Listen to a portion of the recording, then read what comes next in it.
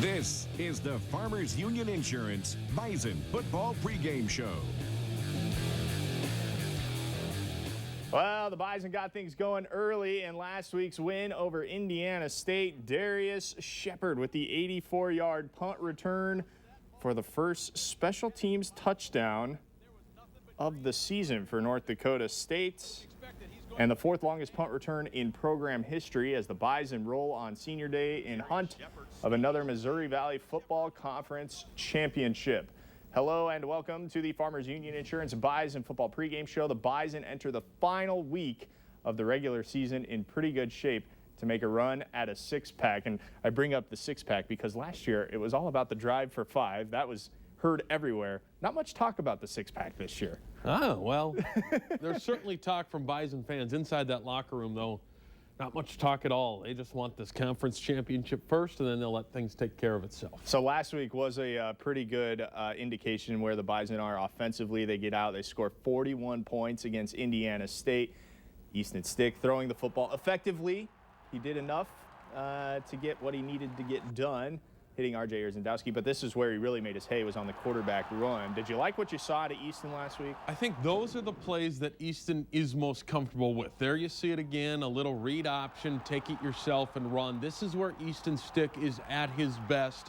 When the football is in his hands and he's got that option to pass, he's got the option to run, does such a fine job with the football. He just looks more comfortable as the season goes on, and I think as they start to cut him loose, the offense has gotten better and Easton Stick has gotten better, and it opens all sorts of things like it does here for Chase Morlock. And I think you nailed it. I think the Bison offense is getting better and better and starting to peak now at exactly the right time.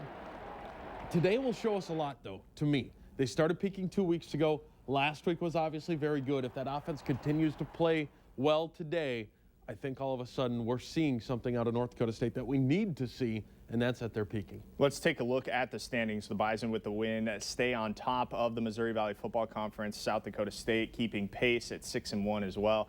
There's a big game taking place in Iowa today between South Dakota State and Northern Iowa.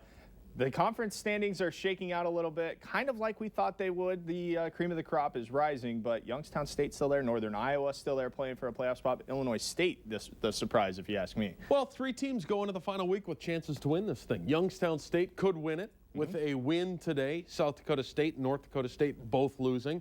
North Dakota State wins it if South Dakota State loses and the Bison win it. South Dakota State wins it if they win and the Bison lose. So there's still lots to play for in the final day. And I think as a conference, that's all you want. Yeah. North Dakota State looking to win their sixth straight conference championship. It's unbelievable. It is an unbelievable run, and I hope that's not lost on a lot of the people here in the state of North Dakota and in the region of just how special this run actually is. You're lucky to get a conference championship once every 10 years, once every 12, 15 years. To have 6 in a row, don't get spoiled, because it is something special. North Dakota State is 80-6 since 2011. Since 2011, they have more toes on their feet than they do losses. That's unbelievable. It's an incredible run. 2011. Unbelievable run that the Bison And you might on. as well keep it going, right? I mean, why stop now? Let's go. Why stop? Let's take a look at the schedule for the Bison today. The final regular season game, the lone loss there to South Dakota State. It's been some nail biters, especially at the start of the year. Eastern Washington, that game was pretty crazy. The 2 overtime games to start off the season, and then the big win, 41 points. It's the most that the Bison have put up this year since that Eastern Washington game. So it was really nice to see the offense get going, as we talked about. Starting to peak. We saw it against Youngstown. It continued against Indiana State. Will it today against South Dakota? I think it will. You know, I mentioned those 6 losses since 2011. The worst one by far, South Dakota. Last year. You think they don't remember that? I have a feeling that some of the guys remember. It's payback today. That field goal that was kicked as time wound down in the Fargo Dome last year. Well, the snow and the cold was affecting travel from everybody as the Bison had to take off early. But there are still some fans who have made their way to Vermilion. Beth Hool has caught up with some of them, and we welcome her in with this tailgate report. Beth. Hey guys, despite all of the weather, the snow, the ice on the roads, the low visibility, the wind coming out here to South Dakota, Bison Nation has landed in Vermilion, South Dakota. Joining me, Luke Bacon's dad, making it by way of Granville out here to Vermilion. Tell me a little bit about the road to Vermilion last night. Oh, from Granville to Fargo was pretty easy. That was normal, but from we left Fargo, it just got worse the whole way, so it was pretty tough. What keeps you going? I mean, well, you knew the weather was going to be bad. You still planned ahead. You still came down here. What keeps you going? Bison Nation, Bison football, that's what it's all about. I know you have a son on the team, but there's people out here that don't have a kid on the team, are out here because Bison football means something to them. What's that like to be a dad, to see that support for your son's team? It's unreal. It's just great to be a part of this, and it's fun to follow, and I don't know. That's it, I guess. When you're out here and the snow is sinking in, I mean, does it feel like football season now? Yeah, it does. This is football season back in North Dakota for sure. All right, well, thanks for joining us, Mr. Bacon. We appreciate it. Have fun out here tailgating, and give me a go Bison. We will. Go Bison. All right, guys, back to you. You know, it's about time the tailgaters had to deal with some inclement weather. It's been nice all year up here in Fargo. We've gotten really lucky with the weather. So we're always due for some crummy weather towards the end of the football season. Granville, love it. Love it, yeah. TGU. We're going to step aside. We come back. We're going to talk about those FCS rankings that came out earlier this week and the movement that has happened. That's all still to come here on the Farmers Union Insurance Bison Football Pregame Show.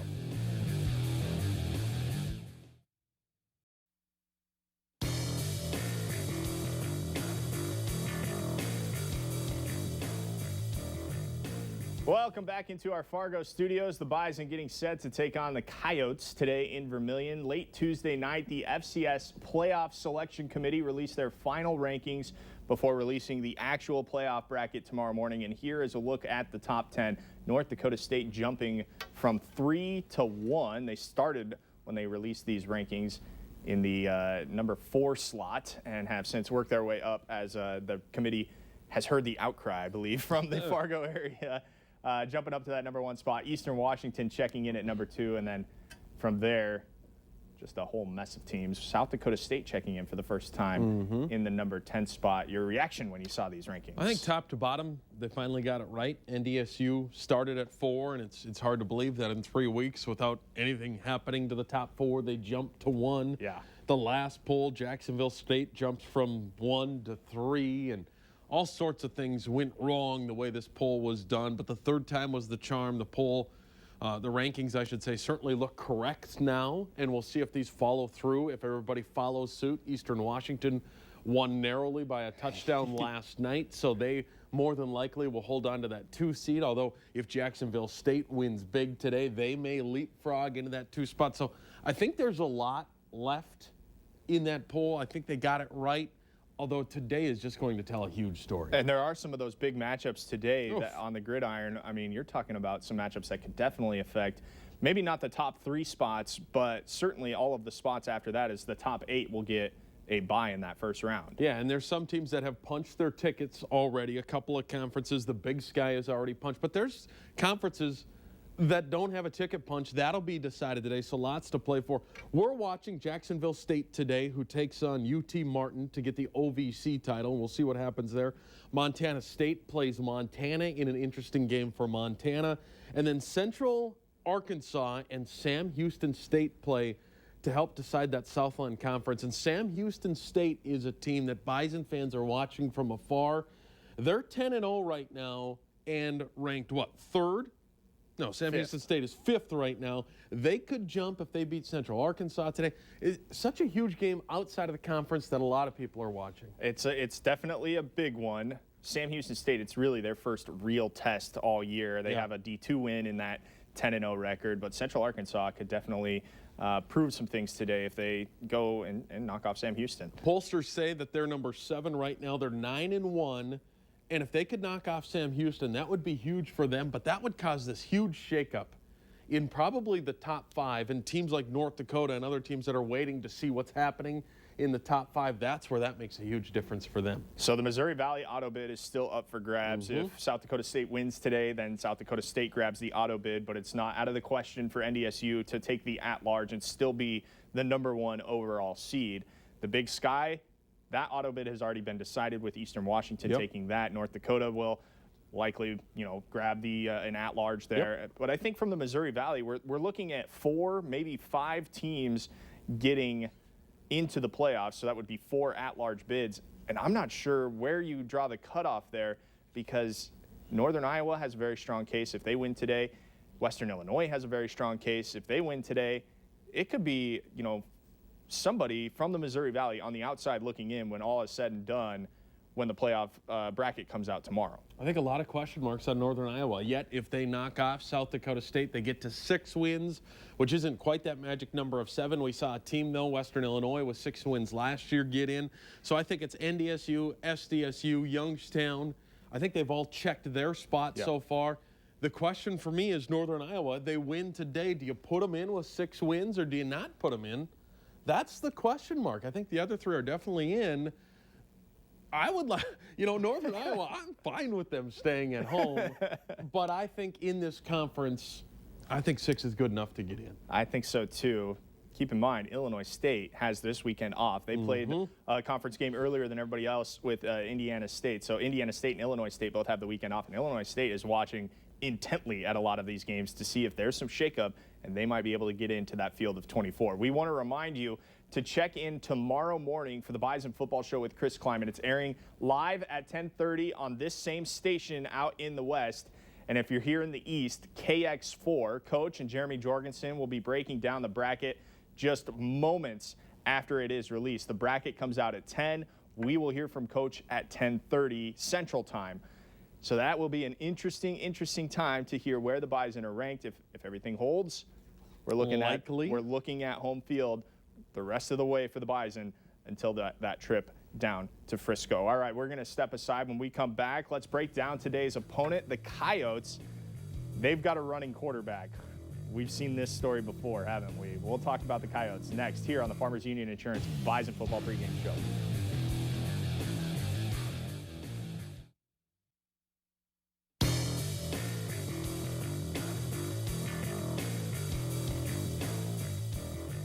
Here is a look at the scene in Vermilion, a chilly-looking one. Look at all that snow. As the snow moved through earlier this week, forcing the tailgaters to bundle up and warm up with their beverage of choice. What a beautiful facility they have. Yeah, not bad there. But North Dakota State fans, there is no weather that will get in the way of Bison football. Welcome back inside the Farmers Union Insurance Bison Football Pregame Show. It's a good time to have one of those big hats. Great time to have one of those big hats. All right, we're going to take a look at the South Dakota Coyotes under, first-year head coach Bob Nielsen, who came over from Western Illinois last year. Took Western to the playoffs and then got out of town as soon as Joe Glenn retired and made the move over to Vermilion. They've got a really good quarterback, Chris Strevler. He's a junior, 6'2", 220 pounds, from Crystal Lake, Illinois. He transferred from Minnesota. So he's got that, FBS talent. 1,763 pass yards on 148 completions. His completion percentage is at that 60% mark. That's what you like to see. He's got 20 touchdowns through the air to just 9 interceptions. But the number that is really, really impressive, that's 760 rushing yards. Yeah, he's good. 8 rushing touchdowns. He's built like a linebacker. In fact, he is the same exact size as MJ Stump. 6'2", 220. Think about that. NDSU has to hit Strevler, no doubt about it. He leads the Valley in rushing with 84 yards a game. Many of those, though, are scramble yards. That's different than runs that we've seen before. We don't see designed runs for Chris Strevler. We see him look to pass and then scramble. That's something NDSU is going to have to pay attention to. They have to know where the football is. Just digging into these stats, 5 100-yard rushing games, but he's also thrown for over 300 yards in a game, so he can do both. And the stat I love, he's accounted for an astonishing 28 of USD's 38 touchdowns on the season. He's thrown for 20, and he's rushed for 8. To me, that's unbelievable. I saw some film on South Dakota, and it was while one of the NDSU players was watching film on them. They have very happy guards, meaning their guards like to pull. And in the design quarterback run, that guard will pull, and it will confuse the defensive line as to where the play is actually going to go. So that's why the Strevler is able to get as many runs as he does. And like you said, he is a good scrambler. but they call some design runs too, and we've seen how the design QB run has affected NDSU in the past. Not just this year. Yeah, but in years plenty past. years. Yeah, so we've seen that this is an area of concern for the Bison, that there is a mobile quarterback that can do it on the ground and through the air. At the same time, though, what a great opportunity, because they're going to see running quarterbacks in the playoffs, no doubt about it. So one last chance here to see if what you've done is right. To me, the entire key, and we'll talk about this later on, is linebacker play for NDSU. I always talk about keeping your eyes right. Your feet go back. You get back in coverage, but you got to keep your eyes right. You have to know where the quarterback is, and they need hats to the football.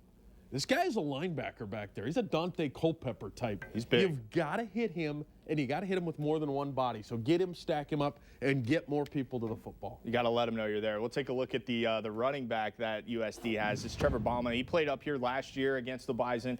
Had a pretty decent game, 5'11", 220, so he's a couple inches shorter, but the same weight as Strevler. Out of Lamar's, Iowa, 187 carries. He's got less rushing yards than Strevler, 682, and half the touchdowns as Strevler on the ground. And he's not much of a threat out of the backfield, just 20 catches, 148 receiving yards, no receiving touchdowns, but he's a big kid. Not much of a threat, but he did have that 73-yard catch and run last year against the Bison, ran for 94 yards against them. He's gone for over 100 times, 7 times in his career. Ton of experience. He's a physical runner, but he does have that ability to slash. North Dakota State will have to knock him down as well. He'll be an interesting one to keep your eyes on. There's also a cat that's very interesting to keep your eyes on. It's number 13, Shamar Jackson. He's a sophomore for the Coyotes. He's got 10 catches this year. 4 of them have gone for touchdowns. So keep an eye on him if the Coyotes get into the red zone. Short pass plays, that'll be the guy that they're looking for, number 13. He's only 5'10", so a good slot-sized slot receiver. That's like you in your high school career. Just don't even throw it to me till we get close to the end zone. Then I'm open. There's Every no time point. I'm unless, open. Unless you're getting in the end zone, what's the point of catching the ball? Give me football?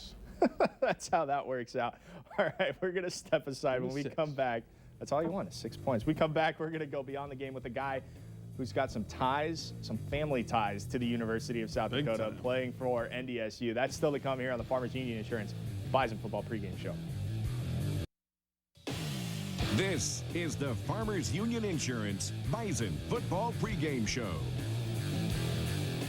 Well, we know the Bison are a football family, but sometimes family ties can pull current Bison in different directions. This week, I got the chance to sit down with Sioux Falls native Dan Marlette, whose family has bled both red and green.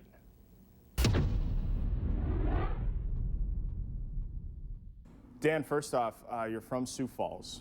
You decided to come to North Dakota State despite some ties to either of those schools in South Dakota. Can you walk me through the process of deciding to come to NDSU? You know, it was a while ago, so I got to try to remember everything here. But I think one of the biggest reasons was, you know, throughout high school, I kind of lived in my brother's shadow. And, you know, I didn't want to be Tim's brother anymore.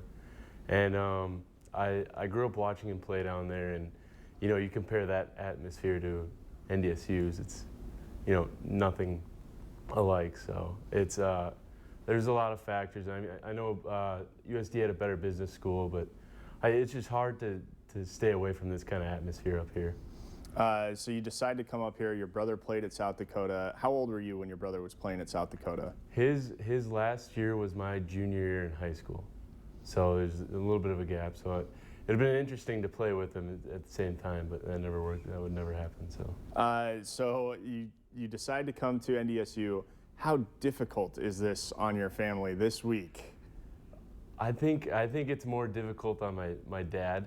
Now, since we're both not playing at the same time, it's probably a little bit easier where you know, who he's going to cheer for. But I know every NDSU game he wears a USD shirt under his 48 Bison jersey, so he's still got a little, you know, USD pride. So, but I think for him it's probably the most difficult. My brother will absolutely cheer for no one but USD, despite the fact that I play for NDSU. So. Just those two. My mom and my sister couldn't care less probably, but you know, they'll cheer for me. So how much trash talking is going on between you and your brother on South Dakota week? Well, if there is any, and there is some, it Tim always starts it. I don't know if you've seen any pictures on Facebook. He posts a profile picture with my face crossed out, and it says, "He's no brother of mine this week," and it's a little rivalry we got going on. So obviously last year was probably devastating for you then. Yeah, he was on the field that game too on the USD side, and he tried not to rub it in, but hopefully we don't make that mistake again. So. You come to NDSU and you go to accounting, business and accounting. Where does that stem from? My dad actually, he works at Sanford, and I was always kind of interested in high school, so might as well try it in college. So. And how much fun is balancing the difficult schedule and just the time of homework of accounting versus football? How much fun is that? I wouldn't call it fun, but it's going to be valuable later on in life, because learning how to manage time with football and school is going to be absolutely the most valuable thing I'll probably get out of college later on in life. So coming to NDSU was a good decision in your eyes? Yeah, I believe it. I have not regretted it, and the amount of friends I've made here and the amount of opportunities I've gotten has been amazing. If you guys pull off the win, which we're hoping for you, first person you talk to, and what do you say? Oh, it will be my brother, and I won't have to say anything. I'll look right at him, and he'll know. He'll know, he says. He'll know. He'll know. Let's take a look at Dan Marlette's stats. He's only a sophomore out of Sioux Falls, like we said. So he's played in 25 career games, which is pretty good for the sophomore. Played in all 15 last year. He's appeared in all 10 this year. Special teams, absolutely. That's where Marlette makes his hay, is on the special teams. 11 total tackles. He's got a half tackle for loss. 19 total tackles throughout his time at NDSU. But it is fun to see some of these sibling rivalries that extend just beyond the backyard football and into Division I football. Oh, absolutely, especially when one played for one side, the other one played for the other side, or is currently playing for the other side. Dan Marlette's got great work ethic. He's got great mental balance. He's got great mental strength, and a lot of that comes from his dad. His dad played high school football with one arm, was an all-state running back in an option football team with one arm. You think Dan Marlette doesn't know what it's like to work hard and to have to earn what you have? Really like him. And you know what? Playing behind Matt Plank and Nick DeLuca, how good is Dan Marlette going to be? Yeah, the future is very bright for 48, and you get to sit behind guys like Nick DeLuca and learn from guys like Matt Plank, who are really good linebackers in their own right. So he's only a sophomore now. And he's got the work ethic. And That's the work awesome. ethic is there. There's a bright future ahead for Dan Marlette. And, of course, this week, the family ties. We'll get the family ties shattered before Thanksgiving, and then we can talk shop at the Thanksgiving table. Little something extra to talk about at that dinner table. Dan Marlette hopes this time it goes his way. Yeah, and I should have warned Bison fans. There was some graphic imagery in there of USD kicking the game-winning field goal last year. We probably should have warned you ahead of time. We don't need to relive that again. Payback. That's just what it is. Payback. Right. Let's go out to Vermilion and the Brave Souls tailgating in this weather. Beth Will joins us for this tailgate report. Beth. Hey guys, something we haven't had to do in Fargo yet this year, staying warm while tailgating. I'm joined by Glenn here, one of the ringleaders of this group. First time you guys had to break this stuff out this year, huh? Yep, it is. They lit, but it took a while. How nice is it to finally get some use out of this stuff, actually? Is this maybe a positive on a little bit of the snow and weather this year? We're just warming them up. We're ready to play 3 more games in the snow. There you go. That's right. Tailgating in the Fargo Dome, something all these fans are looking forward to. Tell me a little bit about your guys' setup here today. Not much to tell you about it. We threw a little sand under the tires and got the flag set up, and we're ready to go. All right. What do you think about this South Dakota matchup today? You think the Bison can handle this one, lock down that top seed? We will. We will. That's a confident man there, guys. That's Glenn. We're here tailgating with the Bison. We'll see you soon out there on the field inside the Dakota Dome. Go Bison! Of course, Beth found the indoor heated tailgating spot. Not a bad time. Like I said, it was about time the Bison fans broke out all the winter gear to make sure that they're ready for this what is hopefully a long playoff just run. prepping for the stretch. Just got to get ready. Yep, just got to get ready. All right, we'll step aside. When we come back, we'll walk down memory lane with a former Bison player who knows a thing or two about making big plays late in games. That's next here on the pregame show.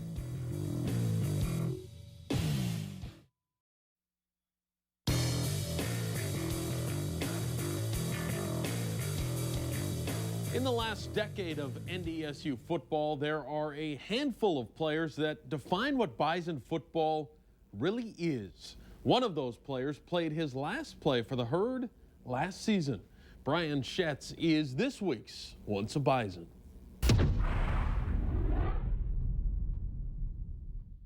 Brian, I think when I look back at your career, one of my favorite things, or maybe the thing that stands out, is how you really epitomize what North Dakota State football is. Let's start at the beginning. Yep. You walk onto this program. You're a little known guy out of small town Wisconsin. You walk on, everybody's writing you off, but all of a sudden we're starting to hear your name in press conferences and things like that.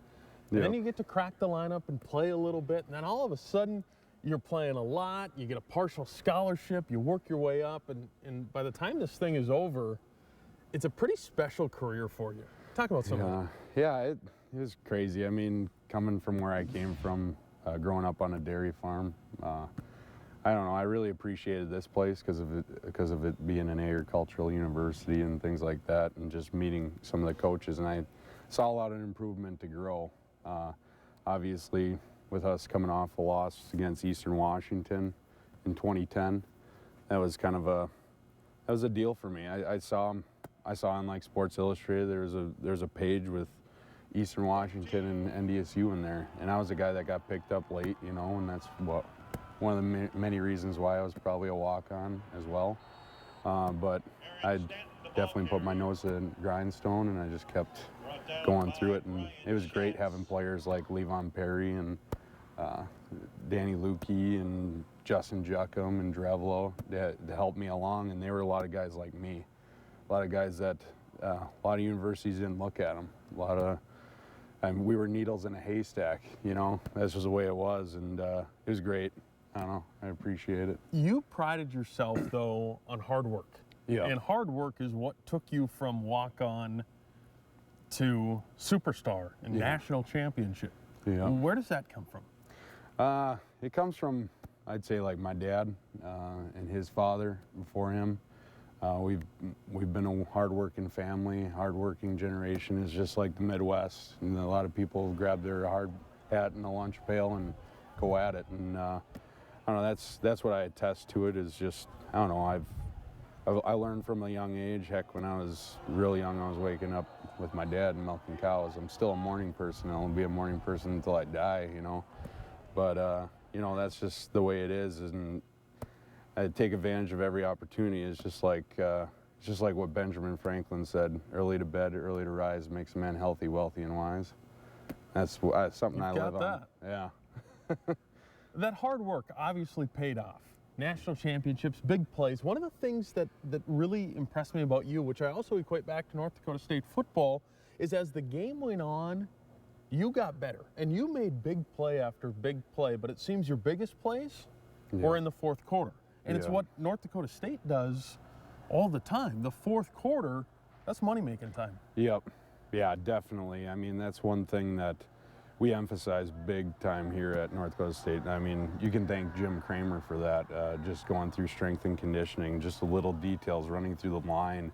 I mean, on your last pattern or last workout, I mean, it turns into things that you see on the field. Guys become coachable when they're tired. That's amazing. That's crazy. If you can start, I mean, think about it when you're tired. Like, you're going through so many emotions in your head. You know, am I gonna make it? What's next? Am I gonna collapse here or something?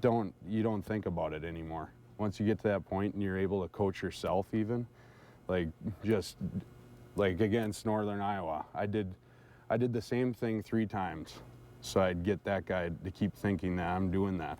And then that one time just swiping across and going, bye-bye. It's sack, safety, done deal. We're done with Northern Iowa. I'm moving on to the next program. So. What was your favorite part? Defensive lineman, not a lot of glory. Yeah. Not a lot of headlines. What's your favorite part of being a defensive end? My favorite part was just hanging out with the guys. Guys like Nate Tangway, and just going out there, and you don't talk much. And if teams like to talk, you just give them little subtle comments here and there. I mean, you saw it from the paper from Bailey. Him and I would jaw it off a little bit here and there, but I don't know, like you'd have fun with it.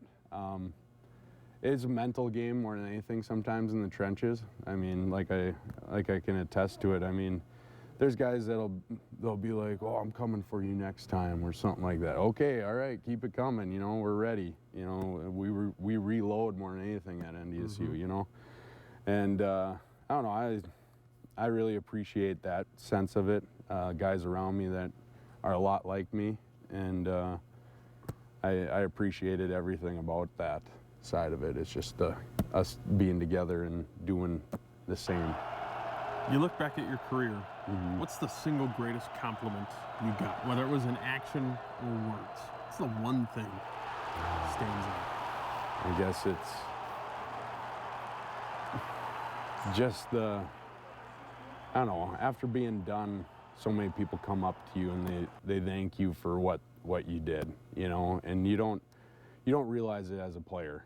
You don't realize these people exist. You know, you're going day in and day out. You're not looking for compliments either as a player, because then you turn complacent. You know, complacency is the worst enemy to a football player. But now that I'm done, I guess I'd like to thank everybody for what they did for me, not knowing it, you know, and I guess that's the best compliment I can get. That is well said. That's Bison pride. Yeah. That's pretty cool. Yeah. Brian Schatz, once a Bison? Always a Bison. In 59 career games, Schatz had 10 sacks and 21 tackles for loss. We talked about it in there. Seemed like every big tackle he made was at the end of a game. Yeah, in the fourth quarter. We're going back and looking for some of those plays. A lot of them were happening in the second half of games. And good on little Shatsy there. Looking svelte. Boy. He's trimmed down. That happens when you don't need to bulk up and get through 300-pound offensive linemen anymore. Does not look like a lineman anymore. No, he does not. Good for him. And it was a lot of fun hearing from him and talking to him. We're going to step aside. When we come back, we will take a look at who's playing and who is not in the injury report. That's still to come here ahead of the Bison and the Coyotes on the pregame show.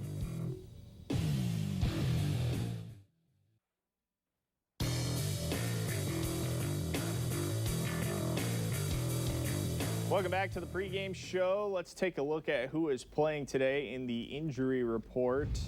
Bruce Anderson, who hasn't seen action since injuring his ankle against South Dakota State, is likely to see some time today in the return game. The coaches don't anticipate using him at running back, but he should see the field in the return game, which is very good, especially since he was so big in the playoffs last year in the return game. And Brock Robbins, who has missed most of the season with a broken foot, he saw some action last week, and he should see some more this week. So that's some good news. Obviously, Nate Tangway's still out. Nick DeLuca's still out. Those are the ones that we're not going to see again this year. The weather, which caused the Bison to leave Fargo on Thursday, also caused some havoc on some of the other team personnel to change some of their travel plans around. So I went ahead and caught up with Dr. Ben Noonan Friday for this injury report. Time now for our Sanford Orthopedic Sports Medicine and Injury Report. Pleased to be joined by Dr. Ben Noonan. And Dr. Noonan, we get into the end of the season, and MCL injuries have become a bit of a topic. What can you tell us about MCL injuries? Sure. So the MCL, or the medial collateral ligament, is a ligament that protects the inside of the knee, and it keeps it from going into what we call valgus, or a knock knee position. Usually the athlete suffers that injury when someone rolls on their outside of their leg, or they suffer a direct blow, and it puts them into that kind of a position. Now, if they keep moving through that position, they can injure the ACL or the PCL, which are ligaments we've talked about before, and hopefully that doesn't happen. But the MCL itself is the first one to go with those valgus stresses. Now, the injury to that ligament can be very variable. It can be a mild stretch, a partial tear, or a complete tear. And then we also look at where the injury lies. It can lie up on the femur, it can be in the mid-substance of the ligament, or down on the tibia. And those two together carry with pretty good prognostic information as far as how long it will take the athlete to get back. We prefer to see injuries up on the femur because there's better blood supply there, so they tend to heal quicker and more reliably. Fortunately, there's very few MCL injuries that require our interventions as surgeons. Most of them heal very well because of the blood supply. There's a couple, for instance, if the MCL itself is flipped into the joint, it won't heal very well. That's one of the rare indications for an acute surgical intervention. So typically we treat the athletes with the RICE principle: compression, elevation, ice. We brace them and protect them. If they have pain, walking, put them on crutches. And with a mild MCL injury, they'll get back within days or a week or two. Some of the more severe injuries can take upwards of a month or even longer to get back. But again, very rarely do they require any surgical intervention. Now, a lot of football players use braces. You see them out there a lot, specifically like the O-linemen wearing braces on their knees. What does a brace do, and how does that work in terms of the MCL injury? So it's a really good question. It's a hard question to answer. There's still a lot of debate out there about bracing. But it is one area of the knee that actually has been shown in some pretty good research to have a positive effect on protecting the MCL. And you could imagine how a brace might work pretty good for the side-to-side motion versus much less effective for the rotation motions of an ACL. But even with that, there are some papers that show that it works very well, some papers that show that maybe not so good, and interestingly, some papers that actually show it might conducively lead to injuries of the knee or the ankle. But I think most sports medicine practitioners tend to believe that they can reduce the incidence of MCL injuries.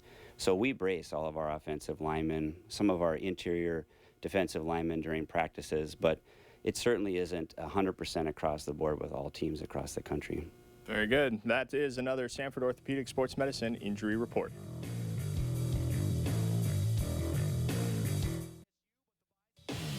This is the Farmers Union Insurance Bison Football Pregame Show. Just under 5 minutes to go before we ship you off to Vermillion with the Bison and the Coyotes. Let's go inside the Dakota Dome in Vermillion. Beth Houle standing by with Chris Kleiman before his team takes the field. Beth? Hey guys, joined by Coach Kleiman. Coach, cooped up, travel issues, all that stuff. Are your guys chomping at the bit to take care of business and get home today? Yeah, they really did a great job of handling our travel adversities and stuff, and it's a mature team, and so we were able to get a few walkthroughs in, but I think they're ready to play, and what a great environment. We expect it to be a big crowd, and our guys are excited to tee it up. So much on the line today. Missouri Valley Championship, a sixth consecutive title there, the #1 seed for the playoffs. A lot on the line here. How have your guys handled all of those outside outliers? 1-0. That's all we've talked about is win the play, win your one-on-one matchup. If we do that, we have the opportunity to go 1-0 for the week. They all know those, external motivators, but this is about today, and it's about these guys, and I know they're going to be fired up, ready to go. Everything that's gone on through this season, you guys have been able to take that mantra 1-0 and play through it. Is that your senior leadership here? You bet. That's seniors and captains. It's not a big group, but it's the right group, and Chase and MJ were able to address the team, the last two to address the team yesterday afternoon or late afternoon, and it was send chills down your spine. It was pretty cool. Thanks so much, Coach. Best of luck out there today, guys. All right, thank you very much, Beth, and thank you, Coach. We can tell you that the Bison are wearing a little bit of a different look today. Harvest helmets, white unis. Should be a good-looking group. Let's get to our Bobcat heavy lifting report. Speaking of good-looking. Speaking of a good-looking group, the linebackers, they're going to need to be good-looking today in order for the Bison to be successful. We've highlighted one of them, Pierre G. Tucker, who had a really good game last week against Indiana State, really needs to keep it going today. Yeah, what a monster season. A career-high 12 tackles last week, including 2 tackles for loss. But you're right, you could add MJ Stumpf and Matt Plank to this list. The quarterback, Chris Strevler, loves to run the football. He leads the conference in rushing. The Bison, especially the linebackers, need to know where that young man is at. Have to keep your eyes right. Watch the linebackers, see how well they get to the football today. Yeah, we've highlighted a few things there. So let's get into our keys to the game today. And this, you mentioned it with talking about Pierre G. Tucker, keep the QB in the cup. We always hear Coach Kleiman say, keep the cup, we need to keep the cup. And what he's saying there is you cannot let the quarterback or whoever the ball runner is get outside your contain. Yeah, Chris Strevler, they'll run designed runs with him as the quarterback, but he loves to scramble, and NDSU just needs to know where he's at. Keep him in that little bubble known as the cup. Get the linebackers to the football, and you know what? He throws the ball well enough to keep you honest. The key will be getting hats to the football when he gets outside. One other person that could be big in this game is Caleb Butler. We've seen him come in as a spy situation from a defensive lineman standpoint, so he will be big. We'll look for old 95 to go out there. He got a little dinged up last week, but I think he was okay and good to go in practice this week, so he should be out there for the Bison. The next one, stop the run. Yeah, they want to make USD one-dimensional. Between Strevler, the quarterback, and Bauma, the running back, they're certainly capable of running the football. NDSU feels like if they throw, NDSU is going to have some success. The Yotes can still throw it, but NDSU would prefer them to throw rather than to run. Yeah, put some of the pressure on those cornerbacks that have really stepped up their play. It would be nice to make sure that the quarterback run, which we have seen hurt the Bison this year, years previous, make sure that doesn't happen, and then you have play sound. Yeah, South Dakota is +5 in turnovers the last 6 weeks. They've forced 12 turnovers and scored 38 points off turnovers in their last 6. I feel like if NDSU doesn't give the ball away, South Dakota just doesn't have the horses to beat NDSU. USD can't beat NDSU today. NDSU can beat NDSU today. Keep the football. Don't turn it over. That's a very easier big said thing. than done. Very much easier but it's said big. than done. We are about 40 seconds away from sending you out to Vermilion for the Bison and the Coyotes. Final thoughts as we get ready for the regular season finale. We've talked about seeing this offense start to peak. We saw it 2 weeks ago. We saw it last week. For me, that's important. Here's a defense that is 115th in the nation in total defense. The Bison offense is going to have opportunities today. They need to be able to capitalize. South Dakota has given up no fewer than 24 points every single game. The least amount of points someone scores against them, 24. Bison are going to have a chance to score points today. Saw them put up 41 last week. We'll see what they do this week. We'll ship you out to Vermilion. Make sure you join us right back here for the halftime show.